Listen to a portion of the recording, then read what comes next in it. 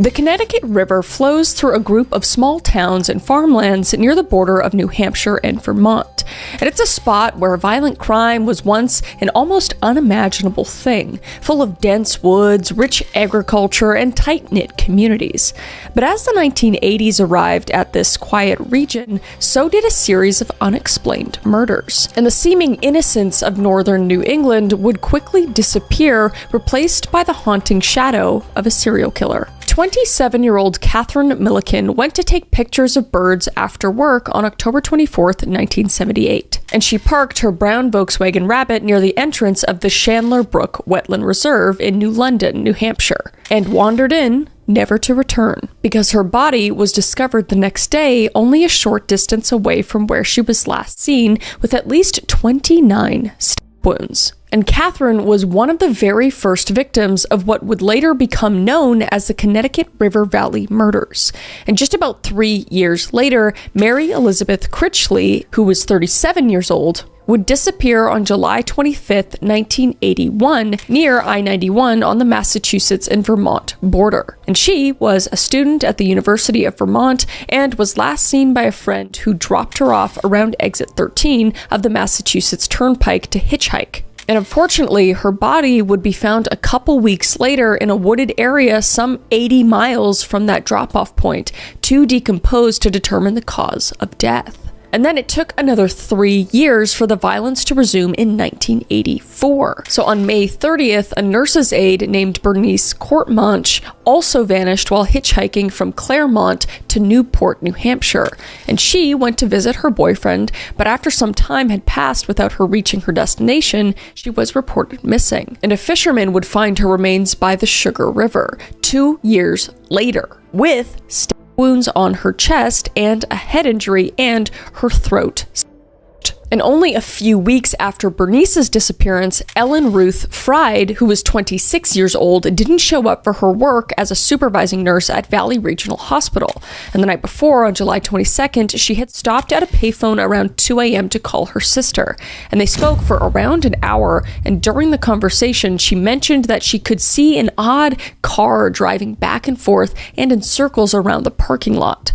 And she stepped away for a moment to make sure her car would turn on, and then went back to the call. But that was the last time she was heard from, and her car was found a few miles from the payphone, abandoned. And her remains were found in August, showing signs of multiple wounds again and possible SA. And the killer, perhaps growing more bold from remaining uncaught, struck again in broad daylight this time, claiming Linda Moore, who was 36 years old. And she had been doing yard work at her home while her husband was at work on April 15th, 1986. And when her husband returned home that evening, he discovered Linda dead with 25 wounds, after what appeared to be a fierce struggle. But there were no signs of robbery or forced entry, though witnesses do recall having seen a man suspiciously hanging around that home that afternoon. And that man was described to be around 20 to 25 years old, clean-shaven, with a round face, stocky build, wearing dark-rimmed glasses, and carrying a blue knapsack. And then, loggers in Unity, New Hampshire were startled to find the remains of Eva Marie Morse, who was 27 years old on April 25th, 1986, so the same year. Only 500 feet from where Critchley's body was found in 1981. And the single mother went missing a year prior after having last been seen hitchhiking near Charleston, New Hampshire. And examinations of the body revealed she suffered knife wounds to her chest and to her neck. So this discovery of multiple bodies in a short amount of time was alarming, and the killer wasn't quite done. Because on January 10th, 1987 now, nurse Barbara Agnew, who was 38 years old, disappeared while heading home on a snowy night in Vermont. And her green BMW was found at a rest stop in Hartford with a cracked door and bloodstains on the steering wheel and back seat. And a dumpster nearby held her blood-stained belongings. And her body was found 2 months later on March 28th near an apple tree in a wooded area. And she was also stabbed multiple times in the chest and the neck. And she also had, quote, defensive wounds as well as a disabling wound, unquote. So the MO is just so extremely similar with all of these women, especially the way in which they are killed and the way in which they are disposed of. But the murderer's last known attack was against Jane Borowski, who was 22 years old, on the night of August 6, 1988. And the 7 months pregnant, soon-to-be mother was approached and pulled from her car at a closed convenience store in West Swansea, New Hampshire, because she had stopped on her way home from a fair to buy a soda from the vending machine when she noticed an unfamiliar Jeep Wagoneer parked directly next to her. So she got back into her car, and that's when she saw a man exit the Jeep and move around the back of her car. And then he came to her window under the guise of asking if the payphone was working, but quickly grabbed her and pulled her from her car, accusing her of attacking his girlfriend. And Borowski confirmed she did not attack his girlfriend and knew nothing of the incident, but he continued, stabbing her 27 times before speeding off, leaving her for dead. But miraculously and thankfully, she survived and drove to a nearby friend's house who immediately called for help. And allegedly, she passed by her attacker on the way, and he pulled a U-turn to drive by the house as she was taken care of before speeding off once more. Absolutely horrifying. But after that moment, he was never seen again. And Borowski was treated at a nearby hospital for a, quote, severed jugular vein, 2 collapsed lungs, a kidney laceration, and severed tendons in her knees and thumb, unquote.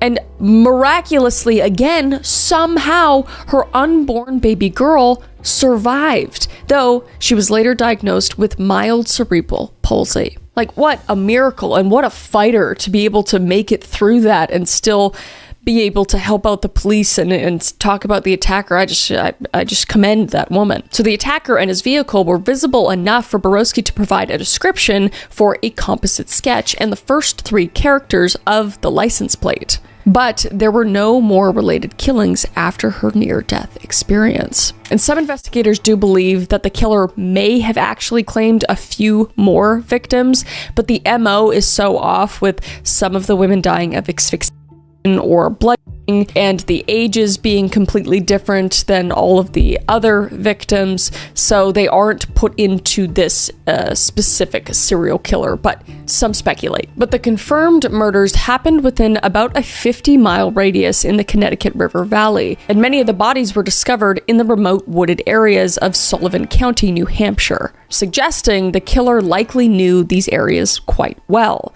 So all in all, there were at least 7 women that were murdered and 1 more that was attacked and survived between 1978 and 1988.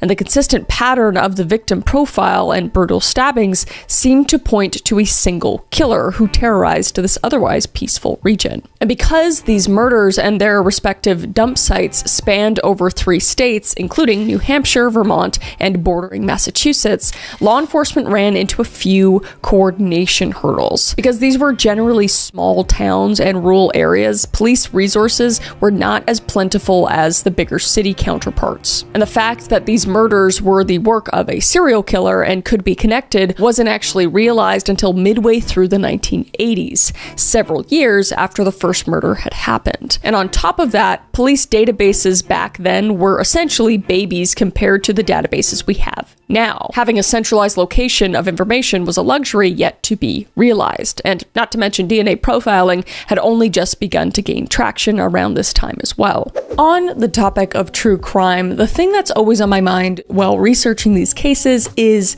safety, and just how to stay safe in general, and how to stay safe online. Which brings me to today's sponsor, which is Surfshark VPN. I've been using Surfshark for a long time now, and it's become essential for me. Not only does it protect my data on sketchy public Wi-Fi, but they have this email scam checker that literally tells you if that suspicious email in your inbox is trying to phish you. So it's an absolute game changer, because I get a lot of fishy emails, some more disturbing than others. And if you have kids, their web content blocker works like parental controls to keep them safe online, and this is so incredibly important for children. Plus, one subscription covers unlimited devices. I'm talking your phone, your laptop, smart TV, your partner's devices, your kids' tablets, PlayStation, Xbox, literally everything. And they've got apps for every platform you can think of. And they're also the only VPN with servers in 100 countries, so whether you're traveling or just want to watch that show that's only on UK Netflix, you're covered. I use it all the time to access different Netflixes or Hulu when I'm abroad. And here's what really sealed the deal for me. They have 24/7 live customer support as well. So if you have a question at 2 a.m. and I tend to, they can help you instantly. Plus, Surfshark has a strict no logs policy, meaning they do not keep any of your data. And combined with their 30-day money-back guarantee, there's literally zero risk. And because you're one of my listeners, I have an exclusive deal for you. You can go to surfshark.com/callmekris. That's surfshark.com/KALLMEKRIS and use code callmekris at checkout to get 4 extra months free. The link and code are in the description below, but seriously, for what you get, this is a no-brainer. So protect yourself and your kids online with Surfshark. But despite those difficulties, investigators got a major breakthrough with Jane Borowski, because a composite sketch of her attacker and partial license plate gave them something tangible to go off of, because this was the only actual eyewitness account of the killer.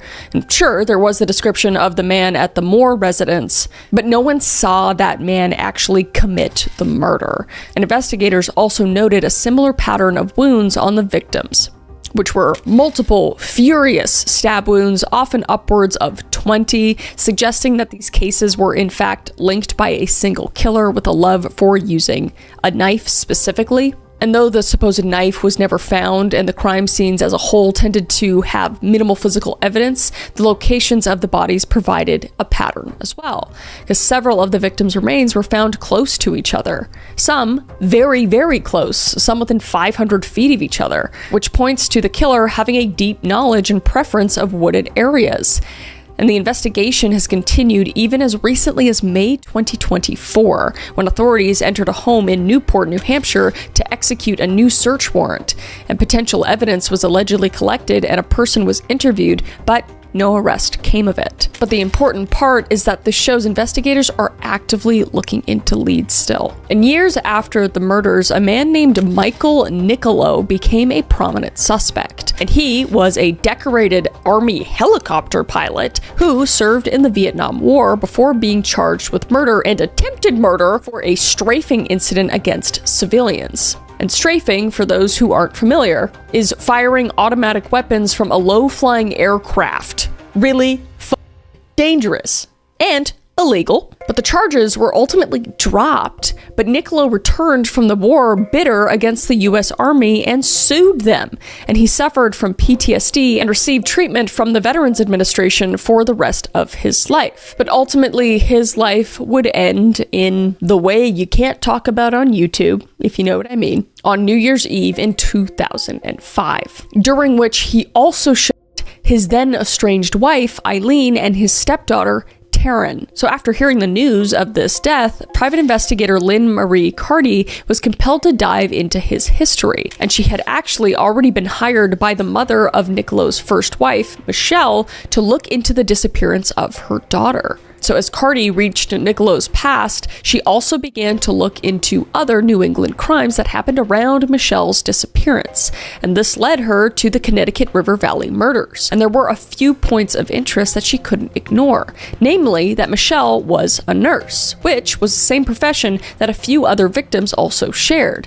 And though Nicolo's home was some distance away from the murders, Carty discovered that Michelle had relatives in the area. And in 1986, she was at the same hospital Barbara Agnew would disappear from just 1 year later. And Nicolo also owned a Jeep Wagoneer in the 1980s, which of course is the same vehicle Jane Borowski reported that her attacker drove. Coincidence? I don't know, but I feel like it's not a stretch. And Carty connected with Borowski and shared the evidence she had discovered. And Borowski allegedly initially claimed that Nicolo bore some resemblance to her attacker, but she later believed that he was not. So authorities have not made any conclusive link to Niccolo and the murders to date. And other suspects have appeared into the limelight over the years, but unfortunately left as quickly as they came. One was Delbert Tallman, who confessed to and murder of Heidi Martin, but he later recanted this confession and was fully acquitted, though he would eventually be convicted as a you-know-what offender for a later crime. But there was no current link to him and the Connecticut River Valley murders. And another lead that ultimately fell through the cracks was the confession of Gary Westover, a paraplegic from New Hampshire, and he claimed he was picked up by 3 friends one night for some partying, and they ended up abducting and murdering Barbara Agnew. And Westover relayed this to his uncle, Howard Minnan, who was a retired deputy sheriff. And Minnan attempted to give this confession to his law enforcement contacts, who allegedly didn't care about the information.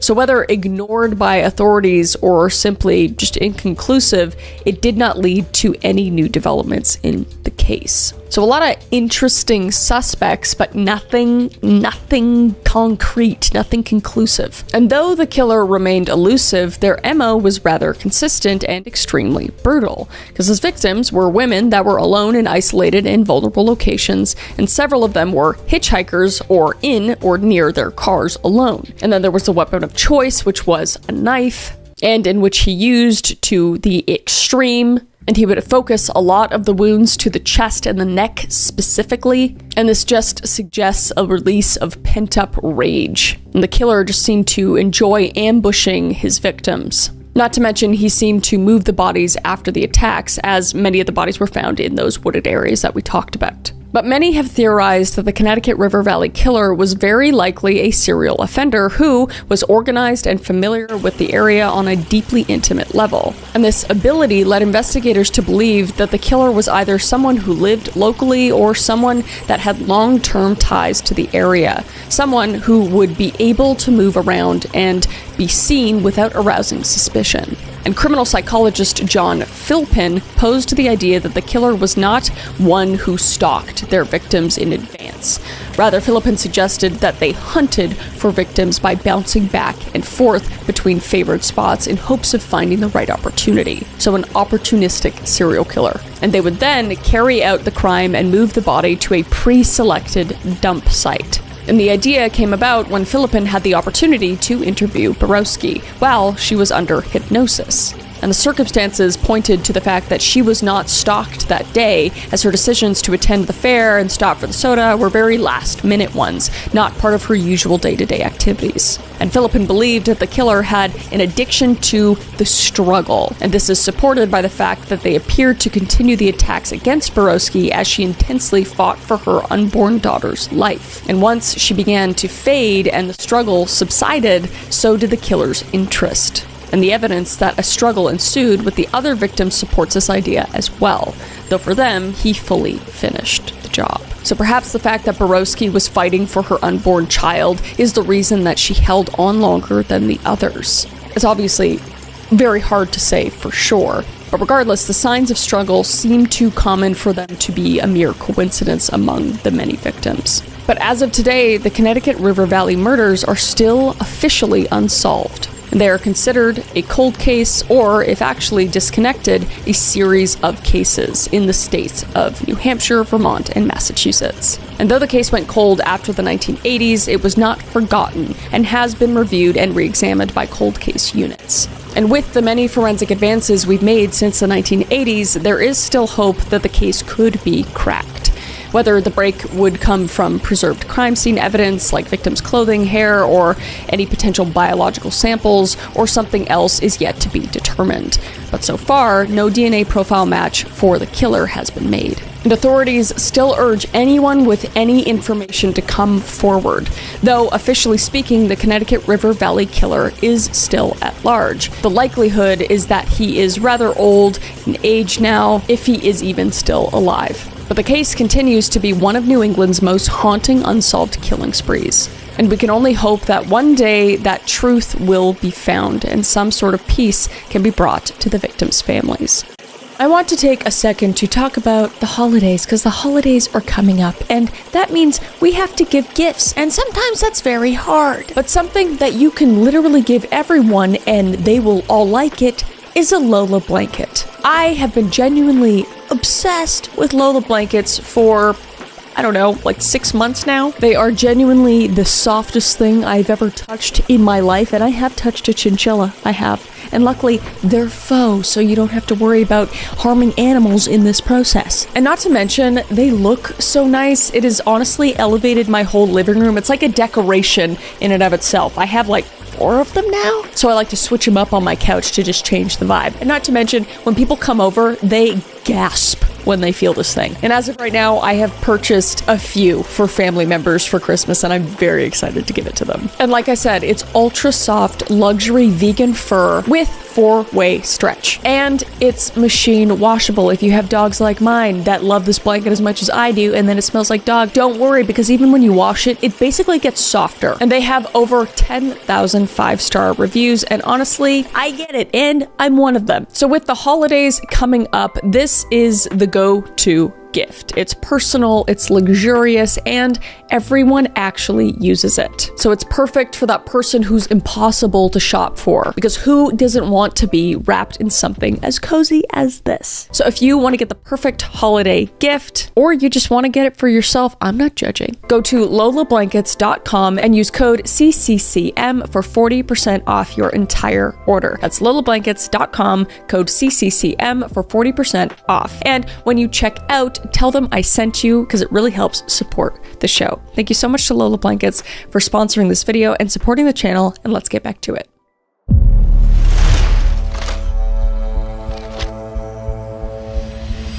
The ancient city of Istanbul, Turkey, radiates from its rich culture, bridging Europe and Asia. Millions and millions of people call it home. From the crowded bazaars to the packed ferries to the vibrant nightlife, Istanbul is brimming with excitement at every turn. But even in a city quite used to chaos, wasn't ready for the gruesome mystery that began in early 2000. When dismembered limbs started to appear in various public places. And the press would call the perpetrator the severed leg killer, as their calling card seemed to be these lone legs left for discovery. Oh my God, that's disturbing. And as they continued to be found without so much as an inkling of the butcher's identity, a fear set in over the city. Quote, Turkey's first real serial killer, unquote, was on the loose. And it began when a man in Istanbul's busy spice bazaar, collecting papers from the trash, noticed that there seemed to be blood on some of the papers on the morning of January 8th, 2000. And upon closer inspection, he found a severed human leg. And police would determine that the leg had once belonged to a woman about 26 to 27 years old, and that it was removed from the body 1 to 3 days earlier, and that it was well taken care of, in that it was clean shaven and pedicured, suggesting the woman took care of her appearance. And only a few short months later, in the early morning of May 19th, a captain docked his ship at Aminonu port, where he heard something repeatedly bumping against his boat. And checking the water, he discovered that a severed leg was causing the noise. Initially believing it to be a leg from a mannequin, he pulled it out only to realize it was actually a human leg. And right after the captain found the leg, one of the passengers found another leg on the shore. And forensic analysis examined the legs, determining them to be from a woman 25 to 30 years old. And the toes on both legs seemed to have dark red nail polish on them. So potentially the same person's legs. Oh, God, it's just terrifying. And they estimated it had been 1 to 2 weeks since the legs were removed from the body, though this was difficult to determine with the decomposition from the salt water. And on December 7th, yet another severed leg was found, and this time by a group of high school students. And the leg belonged to a woman between the ages of 22 to 24 and was also well taken care of, just as the previous legs had been. And it was thought to be about 1 to 2 days old. So these grim limb findings would continue on into 2001 as well, with the first pair of the new year discovered on March 12. And 2 garbage bags were found in the Hadar district about 50 meters apart from each other, and each bag was home to a leg, though this time they were from different people. In one bag, the leg was determined to be from a 20 to 22-year-old woman, and in the other, the leg belonged to a 25 to 30-year-old man this time. So the MO has changed slightly. And the woman's leg had been removed from the body cleanly, while the man's leg featured much rougher cuts. And also, traces of drugs and alcohol were found in the man's blood sample, suggesting he may have been incapacitated during the incident. And just 10 days after the discovery of the 2 limbs in bags, a breakthrough occurred on March 22nd. When 2 garbage collectors found a severed leg in a subway line, this leg would belong to the only victim that was ever positively identified throughout the entirety of the case. And that was 17-year-old Yasemin Dergun, who went missing 2 days prior after last being seen at a post office. And no blood was found at the discovery site, suggesting that the leg had been dunked in hot water after dismemberment, possibly in an attempt to cleanse it. And her belongings were discovered 2 days later in a park with only her phone missing, which was discovered later. And a phone call was placed to a payphone at Dergun's school on March 25th. When a student answered the call, a voice described as intoxicated or psychotic said, "Don't look for that girl, you won't find her." Ugh. Chilling as hell. And another similar call occurred a couple minutes later, and the anonymous taunting paints a picture of a killer aware of how the news of the crimes was spreading and enjoyed stirring the pot because he's a sick fuck. And the last known victim's leg belonged to a 30 to 35-year-old man, and it washed up along the shore of Maltape on July 20th. And notably, this leg had been at the knee, and toxicology reports showed a high level of alcohol in his system, similar to that of the other male leg that was discovered months earlier. But no more severed legs were found after mid-July, which brought the final count to 7 victims, as 2 of the 8 legs belonged to the same victim. So investigators believe that each of the 7 victims was claimed by the same killer. There were 6 female legs belonged to 5 total victims, and 2 male legs belonged to 2 total victims. And their ages ranged from 17 to 35 years old. And as mentioned, many of the legs appeared to be in good condition, relatively so. That is to say, they were well taken care of by the victims themselves. Clean shaved and pedicured or painted nails, and the only confirmed victim was the youngest of them, and that she was a student with no known over-rebellious behavior, so it just seemed to deepen the mystery.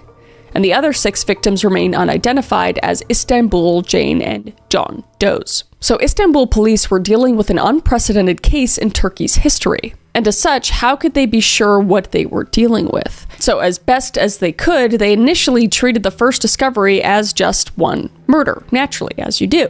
Or maybe it was even from someone digging up corpses from graveyards. But as more and more legs turned up, it was clear that something bigger was at hand. And authorities, of course, tried to match the legs to their original owners through missing persons reports, and they even got close with the pair of legs that had dark red nail polish on them, suspecting she was a lady of the night who was based out of Aksaray and Taksim districts.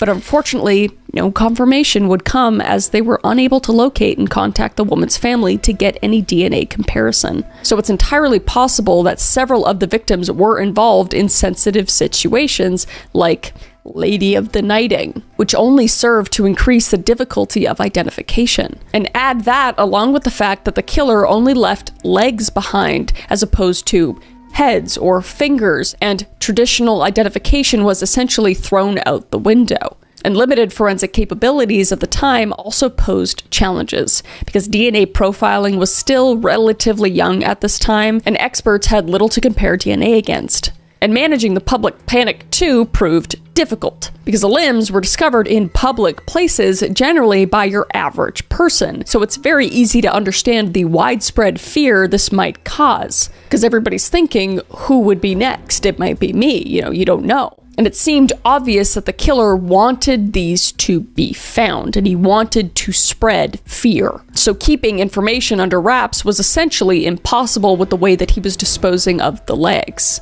And if the information wasn't immediately publicly visible, then surely people talked about it and it was eventually leaked. But there really wasn't much to go on in regards to physical evidence other than the limbs themselves. And the difference in the cuts on the female versus the male legs does seem to be of note. Though, what it means could be a number of different things. Maybe the killer struggled if the male bodies were heavier, or maybe the situations involving the males left the killer open to being interrupted, forcing a botched job. And it's also rather interesting that only the male victims seem to have been drugged or intoxicated, possibly suggesting that the killer needed extra help in subduing the males, or that they initially targeted men that were already under the influence of something. Either way, it just made it easier for the killer to subdue them. And the lack of blood in Yasmin Durgun's case is fascinating as well. Because why did the killer seem to go through more effort to conceal this particular murder? And even more so, how did this murder become the only one to be fully identified? And as mentioned, Yasmin's belongings were found, which is a rare bit of evidence considering nothing of the sort was found for any of the other victims. And on top of that, the calls to her school are more than the killer did for any of the other victims that we know of. But ultimately, there's just a significant lack of evidence. There's very little CCTV and no witnesses from a city with millions of people who could potentially be a suspect, left a very hard situation for law enforcement to overcome. So eventually, Istanbul authorities reached out for help abroad, and they got it from an infamous American profiler, Richard Walter, who some view as one of the creators of modern profiling.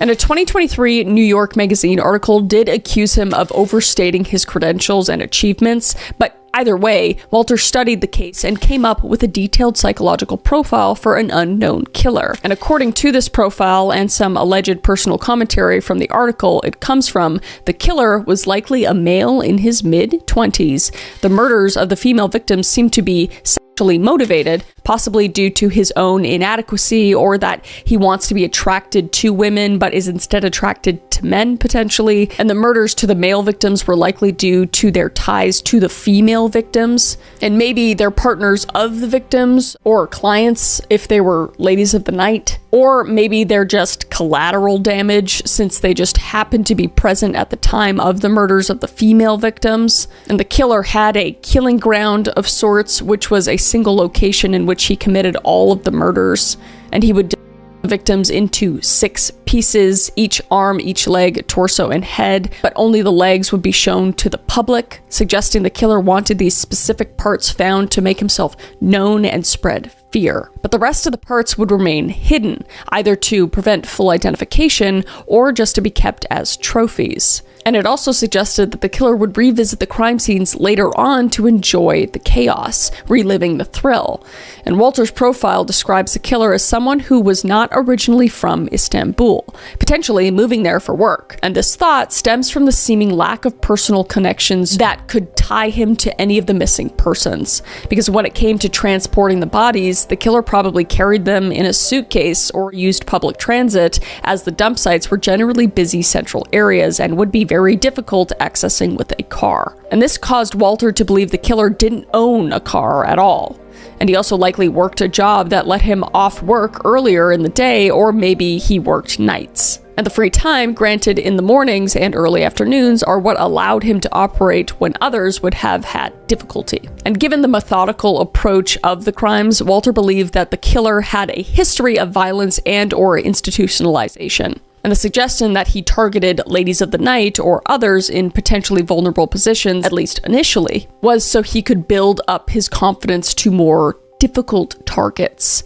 And once he could see the success of his efforts, he was able to switch his focus. And now whether his profile is fully true or accurate remains to be seen, but we have at least seen enough to confirm the following about his MO. The system was surprisingly simple at surface level. The killer would murder their victim, take a short amount of time, varying from a day to several days, judging from when the legs were found, to dispose at least one leg from the victim's body, and they would take this leg, whether by public transport or simply walking, and place it in a highly public area to be discovered later. And these public areas allowed for the quickest discovery and the greatest level of shock. And then the killer seemed to sit back and watch as the events unfolded, as evidenced by the phone call shortly after the Durgun murder. And it also appears that the killer operated on some sort of schedule, because the incidents happened around weeks to months apart and often during the early hours of the morning. And the more desired targets looked to be women, as there were many more women legs found than men legs. But unfortunately, where the case stands today is cold.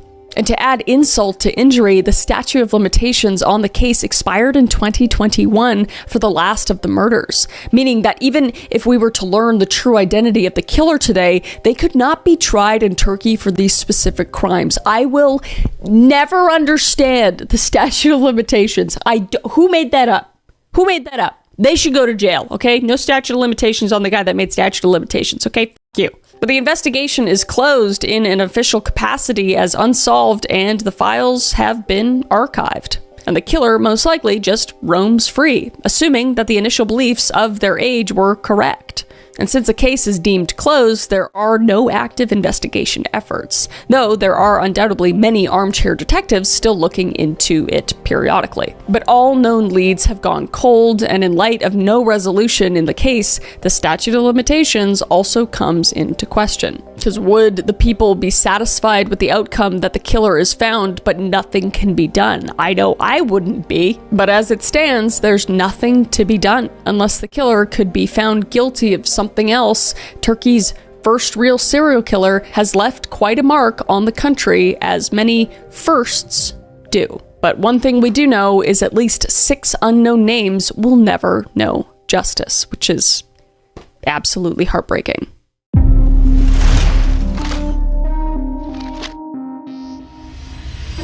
Growth and change are two constants that the city of Austin, Texas knows all too well.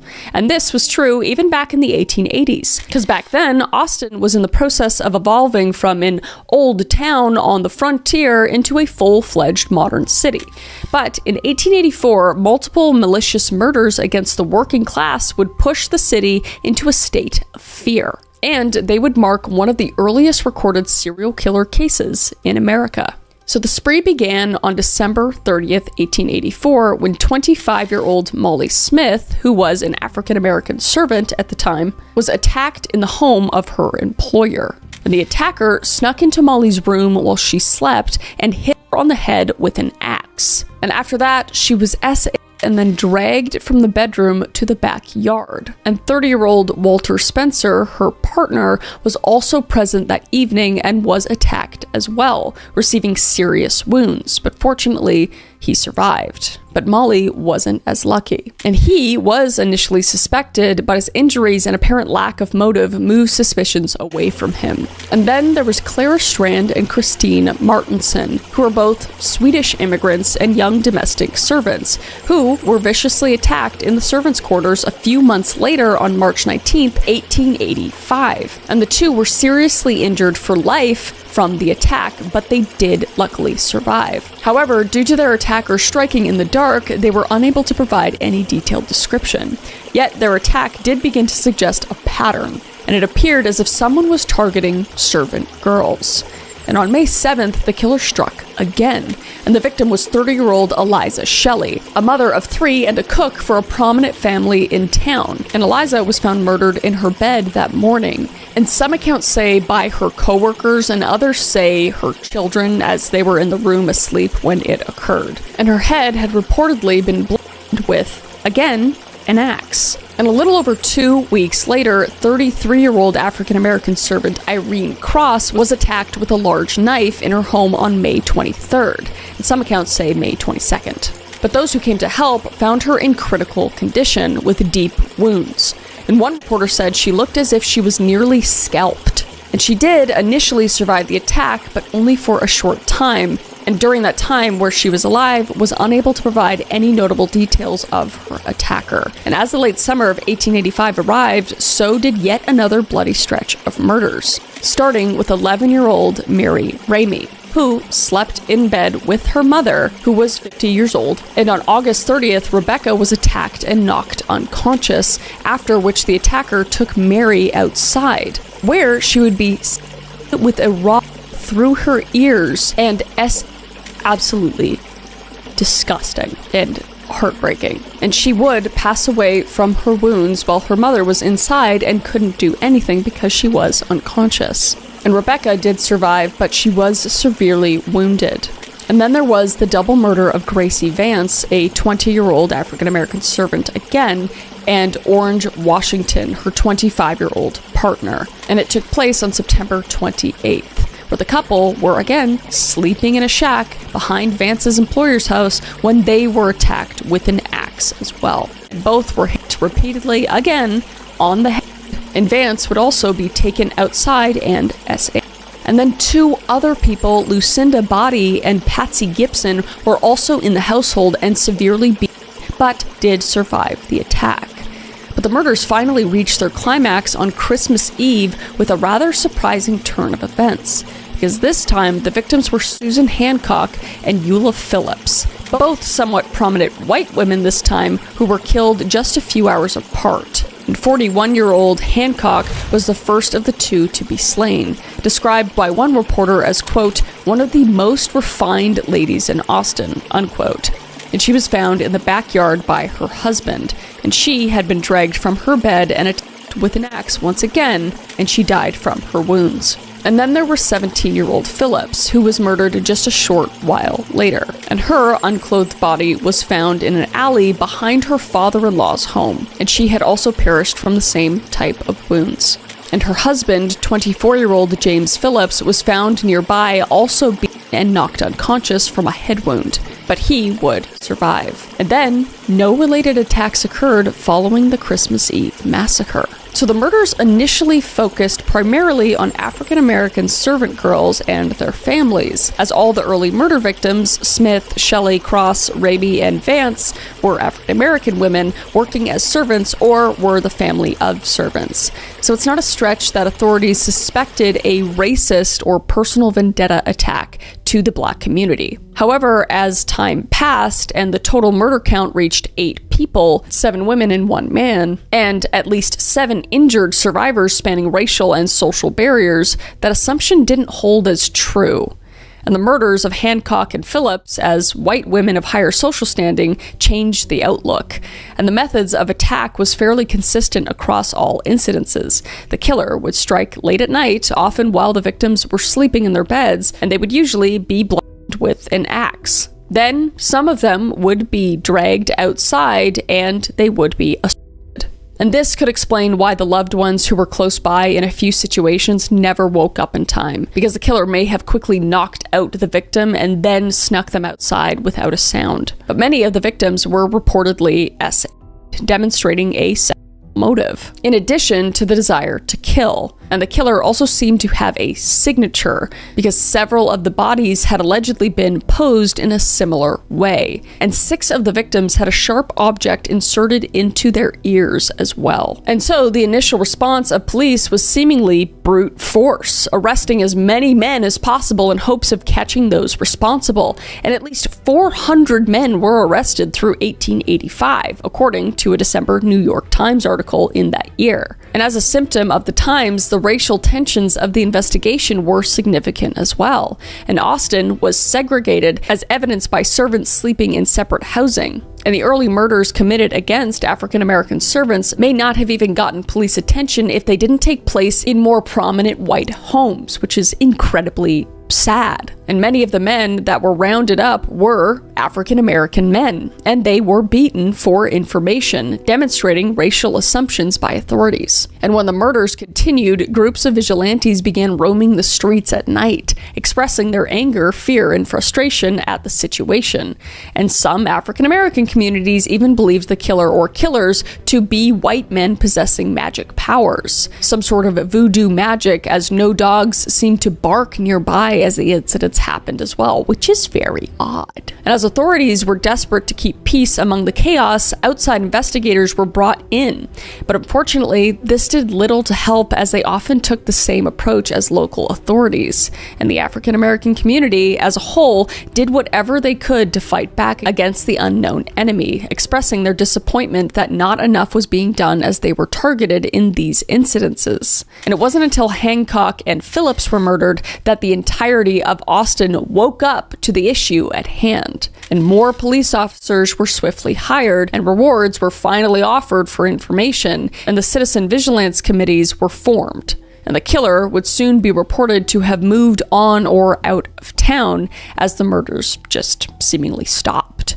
But the killer slipped away without a trace. And the investigation certainly wasn't helped by the widely varying and contradicting descriptions of the attacker. Because of the fairly large numbers of survivors, police did manage to get some eyewitness testimony, but it led to just more confusion than clarity. Because some witnesses reported the killer as white, others as dark complexioned, and others even described them as a yellow man, which could mean a number of things at the time, including a lighter skinned black man or someone of mixed race. And regarding clothing, some described the killer as wearing a slouch hat, and one account reportedly saw a man in a Mother Hubbard style dress feeling the crime scene, and some reports spoke of multiple attackers working together, and it was suggested that even a gang might be the culprit. But the many discrepancies made it quite difficult for investigators to focus on one profile of suspect, and the different accounts to show how unreliable witness testimony really can be, especially at night during stressful situations and during just like a peak of racism. And the reality is that the killer most likely intentionally took advantage of the night for the element of surprise and low visibility. So at the time of the murders, the people of Austin were left with many possibilities that the idea of a single serial killer was fairly unpopular. However, more modern looks into the case by historians and researchers in search of identifying the killer have brought a compelling suspect to the surface, and that is Nathan Elgin. And the theory increased in popularity after it was featured on the PBS show History Detectives in 2014. And Elgin was a 19-year-old African-American cook who was living in Austin during the time of the murders. And one very important piece to the puzzle was that Elgin was missing a toe on his right foot.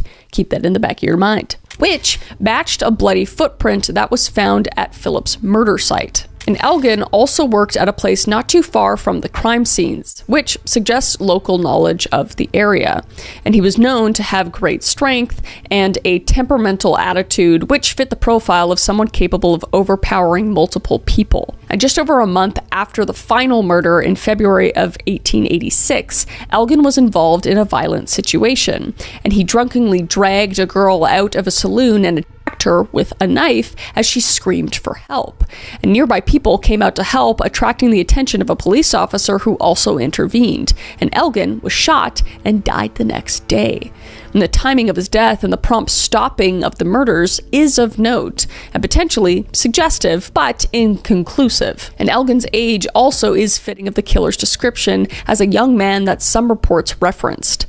But in the end, without the ability to examine the DNA and no confession, we're unable to definitively claim that Nathan Elgin is the killer.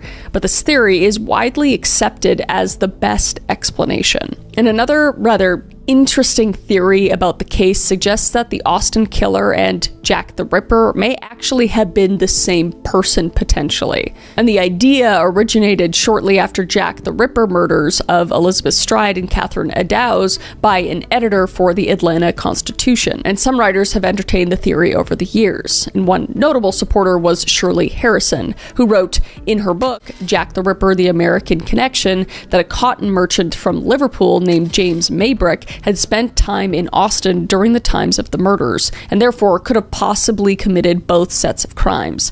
Though most people find this theory pretty far-fetched, as the MOs of both killers varied significantly. I think it's a stretch, because the Ripper targeted ladies of the night and did horrible things to their body. Not that the servant girl killer didn't, he obviously also did that, but Jack the Ripper was horribly more creative with it. You'll have to watch this video to get more on that, but I digress. So there's no conclusive link between the two sets of murders other than a short difference in time, which is about 3 years apart. But in terms of more relevant suspects, husbands and partners were wrongly accused on multiple occasions, including Walter Spencer, Molly Smith's partner, Moses Hancock, Susan Hancock's husband, and James Phillips, Eula Phillips' husband. And as it's common practice to assume the husband did it, there were at least reasonable suspicions. And though they were charged, and in Phillips' case, actually convicted, fortunately, they were all acquitted. And Phillips' conviction was actually overturned. But as mentioned, no theories or suspects seem to fit the case as well as Nathan Elgin. And the murder pattern just suggests a classic serial killer driven by lust and rage. And the fact that so many of the victims were African American could simply have been that they were easier to target. And authorities, unfortunately, would not devote as many resources to catching them. But regardless of the motive, the killings were unlike typical crimes of the times, and the concept of a serial killer was not a common one in the minds of law enforcement. And during the time of the murders, a man by the name of William Sidney Porter, who went by the name O. Henry for his short stories, was living in Austin. And on May 10th, 1885, he wrote a letter to a friend writing about the murders, referencing the killers, he believed there were multiple, as the servant girl annihilators, and thereby coining the term that would stick when describing the murders going forward. Quote, "Town is fearfully dull, except for the frequent raids of the servant girl annihilators, who make things lively during the dead of night," unquote. That's in pretty poor taste, if you ask me. He basically just said, it's pretty lame around here, except for the mass murders that are happening. That seems exciting. Just bleak as hell. But the case of the servant girl annihilator is still one of America's most notorious unsolved serial murder cases, especially considering the murders happened before serial killers existed and shortly before the Jack the Ripper murders. And it's considered to be one of the very first serial killer cases in U.S. history. And for the city of Austin, it's a fascinating part of the city's lore. And though music and tech are now its primary draws, the killer that once roamed the streets with an axe is forever ingrained in its history. And this is one of those cases, too, where it probably will never be solved. And it's awful, but all we can do is just remember the victims and heart goes out to the families that are honestly most likely deceased at this point, at least close family. But that is it for the 3 uncaught serial killers video. Let me know what other cases you would like me to deep dive into down below. And for goodness sake, do not ever hitchhike, please.